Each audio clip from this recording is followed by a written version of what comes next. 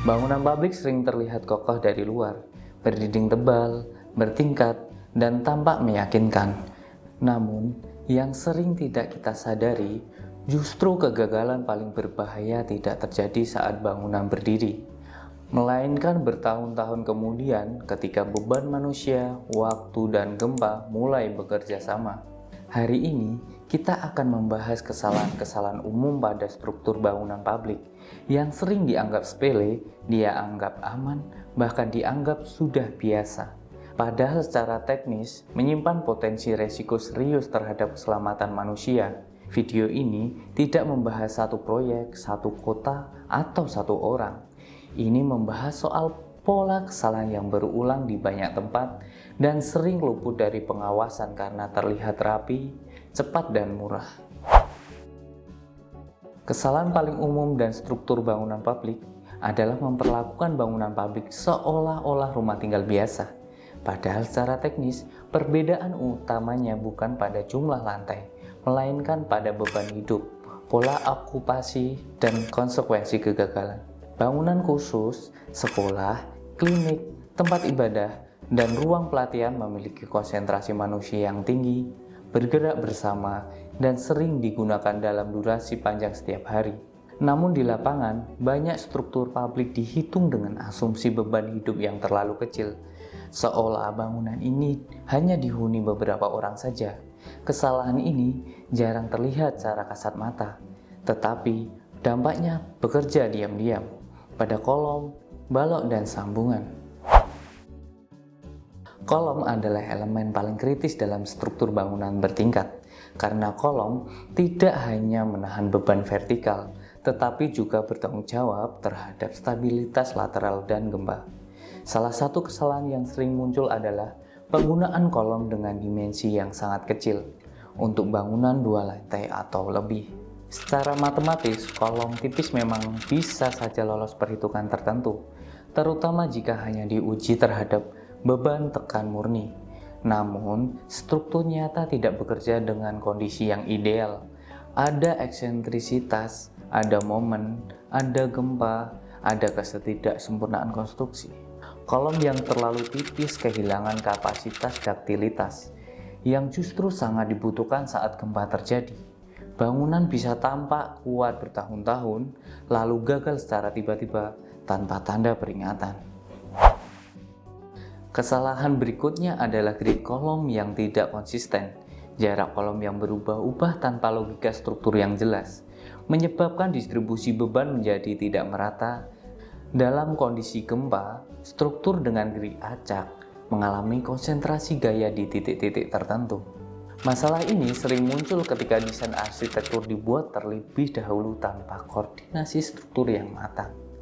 Lalu struktur dipaksa menyesuaikan di tahap akhir. Akibatnya, struktur tidak bekerja sebagai satu sistem, melainkan sebagai kumpulan elemen individu yang saling memikul beban secara tidak seimbang. Kalimat yang paling sering kita dengar di lapangan adalah, "Tenang saja, sudah dihitung." Masalahnya, tidak semua perhitungan memiliki kualitas yang sama. Perhitungan bisa benar secara matematis, namun keliru secara asumsi. Beban hidup bisa diperkecil, fungsi bangunan bisa dikategorikan lebih ringan, dan faktor gempa bisa diambil paling minimal. Secara administratif terlihat sah, namun secara etika teknik ini berbahaya. Struktur bukan soal lolos kertas, tetapi soal bagaimana bangunan bertahan dalam kondisi terburuk yang mungkin terjadi. Banyak kegagalan struktur tidak terjadi karena dimensi, melainkan karena detail yang diabaikan. Sengkang kolom yang jaraknya terlalu jauh, penyaluran tulangan yang tidak cukup panjang, dan sambungan balok kolom yang tidak disiplin adalah penyebab kegagalan paling umum di lapangan. Detail ini sering dianggap nanti saja, padahal justru disinilah perilaku struktur ditentukan. Bangunan bisa berdiri tegak, namun kehilangan kemampuan disipasi energi saat menerima beban dinamis. Gempa tidak menuntut bangunan menjadi kuat. Gempa menuntut bangunan menjadi liat dan mau bergerak. Value engineering seharusnya mencari efisiensi tanpa mengorbankan keselamatan. Namun, yang sering terjadi adalah pemotongan material tanpa memahami konsekuensi strukturalnya. Pengurangan dimensi besi, pengurangan jumlah tulangan, dan pengecilan dimensi elemen sering dilakukan tanpa evaluasi ulang sistem struktur. Efisiensi yang tidak berbasis analisis bukanlah efisiensi, melainkan pengalihan risiko ke masa depan. Struktur tidak hanya ditentukan di meja gambar, tetapi sangat bergantung pada pengawasan lapangan.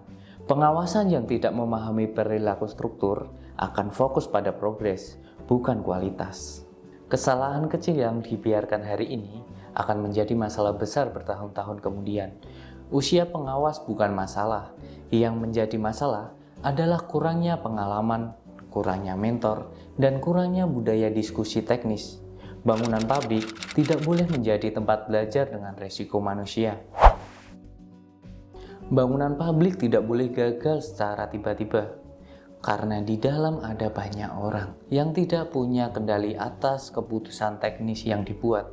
Ketika satu kolom gagal, bukan hanya bangunan yang runtuh, tetapi kepercayaan publik terhadap profesi teknik ikut runtuh. Struktur bukan soal ego, bukan soal cepat, dan bukan soal murah. Struktur adalah tanggung jawab jangka panjang.